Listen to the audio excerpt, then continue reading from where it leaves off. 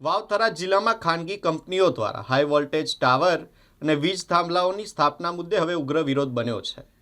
સાંસદ ગેનીબેન ઠાકોર અને કોંગ્રેસના કાર્યકરો દ્વારા આક્રમક વિરોધ કરવામાં આવ્યો છે અને આવેદનપત્ર અપાયું છે. ખેડૂતોના હિતમાં બનાસકાંઠા જિલ્લા કોંગ્રેસ સમિતિના પ્રમુખ અને પૂર્વ ધારાસભ્ય ગુલાબસિંહ રાજપૂત, પાલભાઈ આંબલિયા તેમજ બનાસકાંઠાના સાંસદ ગેનીબેન ઠાકોર સહિતના આગેવાનોએ જિલ્લા વહીવટીતંત્રને આવેદનપત્ર આપી આક્રમક રજૂઆત કરી હતી. આવેદનપત્રમાં આક્ષેપ કરવામાં આવ્યો છે કે ખાનગી વીજ કંપનીઓ ખેડૂતોની સંમતિ વિના અને યોગ્ય વળતર ચૂકવ્યા વગર ખેતીલાયક જમીનમાં બળજબરીપૂર્વક પ્રવેશ કરી રહી છે. જાહેરનામું અને નોટિસના મુદ્દે અધિક કલેક્ટર અને ખેડૂત આગેવાનો વચ્ચે ઉગ્ર બોલાચાલી પણ સર્જાઈ હતી. ખેડૂતોનું કહેવું છે કે હાઈ વોલ્ટેજ લાઇન અને ટાવર ઊભા થવાથી ખેતીને લાંબા ગાળે નુકસાન થશે અને જમીનની કિંમત પણ ઘટી જશે. તેઓ બજાર ભાવ મુજબ વળતર અને લેખિત સંમતિ બાદ જ કામગીરી કરવાની માંગ કરી રહ્યા છે. સિવાય જેટકોની લાઈનોમાં કામ ચાલુ છે. આમ મળીને કુલ વાવથરા જિલ્લામાં લગભગ 4-5 લાઈનોના કામ ચાલુ છે. આવનારા દિવસોમાં લગભગ બીજી 8, 10, 15 લાઈનો આવવાની છે.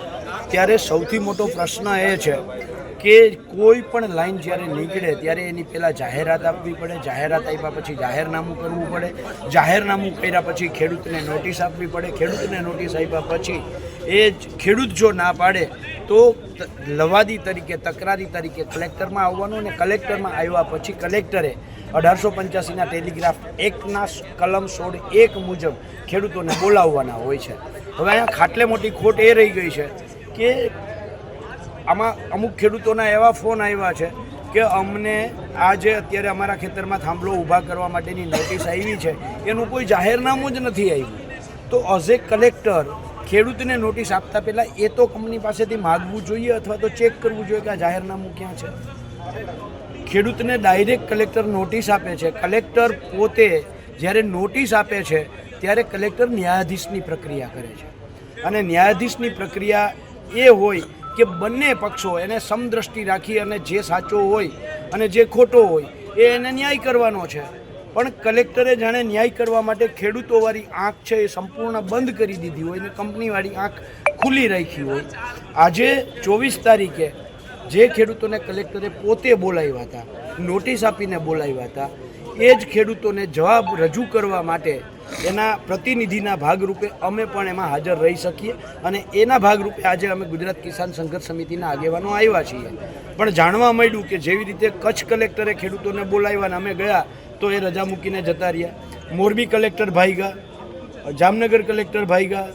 આજે ચોથી જગ્યા એવી બની છે કે વાવથરાદ કલેક્ટર પણ ખેડૂતોને બોલાવ્યા પછી એ ભાગ્યા છે. એનો અર્થ બહુ સ્પષ્ટ થાય છે કે આ સરકાર અને કલેક્ટરો ક્યાંક ને ક્યાંક કંપનીઓના ખોળામાં બેસી ગયા છે. પાલભાઈ, એક જગ્યાએ ખેડૂતને 14,000 મળે છે, એક જગ્યાએ 1.5 કરોડ મળે છે. આવું તમારું કેવું છે, કેવી રીતે બની શકે? એટલા માટે આ થાય છે કે 2013ના જમીન સંપાદનના કાયદામાં બહુ સ્પષ્ટ જોગવાઈ છે કે માર્કેટ ભાવના 4 ગણું વળતર. અને આ હું એમને એમ નથી કહેતો, રાજસ્થાન સરકારે આ બાબતની SOP કરી છે. આપણા જ રાજ્યમાં નવસારી જિલ્લામાં કલેક્ટરે હુકમ કર્યો છે માર્કેટ ભાવના 4 ગણા આપવાનો, અને એની સામે વાવથરા જિલ્લાના કલેક્ટર છે એ ખેડૂતોને જંત્રી ભાવે વળતર આપવાની વાત કરે છે. એટલે જંત્રી તો કેટલી છે? 28 રૂપિયા છે પર મીટરના. માર્કેટ ભાવ કેટલો છે? કે 15 લાખ, 20 લાખ, 25 લાખ રૂપિયા છે. તો એ પ્રમાણે તમે મીટરનો હિસાબ કરો તો બહુ બધો તફાવત આવે છે. એટલે 14,000ની પણ ખેડૂતને આપ્યા છે, અને 1.5 લાખ, 2 લાખ, 5 લાખ પણ આપે છે. પણ આખા ગુજરાતમાં એક બાજુ એક દેશ એક કાયદાની વાત થાય છે, અને બીજી બાજુ એક જ ગુજરાતના અંદર અલગ અલગ રાજ્યોમાં, અલગ અલગ જિલ્લાઓમાં, અલગ અલગ ખેડૂતોમાં અલગ અલગ વળતર આપવામાં આવે છે.